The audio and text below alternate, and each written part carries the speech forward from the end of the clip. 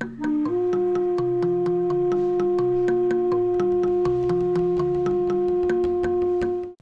I was at university in 1969, which was 3 years after he was overthrown, I was doing, as I mentioned, archaeology, sociology, and I was actually doing political science.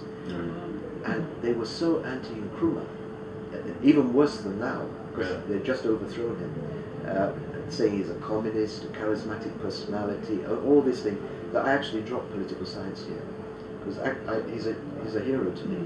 Yeah. So I think because of the time distance, people have accepted him symbolically as an emblem of the nation, but his writings, which are pan-socialistic, writings, African personality, they don't want to know, because they've moved into this, I don't know what to call this system we're in now, capitalistic system, where all those, I mean, if you look at the history of that period in Nkrumah's time, most of those first generation of African leaders, particularly the very revolutionary ones, were deposed. It's not just in Nkrumah's legacy, it's many aspects of Ghanaian life. In the rush for modernity, things are dropped, and sometimes the positive side of traditional life is done away with. That's a major problem.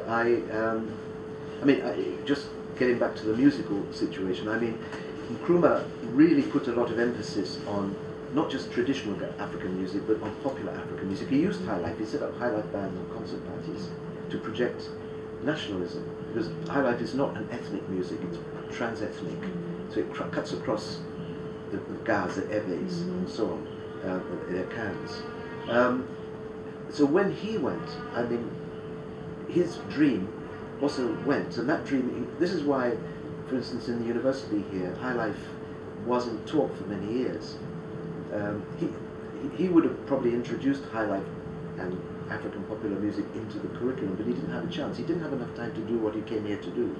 He was, he was in Hanoi trying to broker a peace deal in the Vietnam War.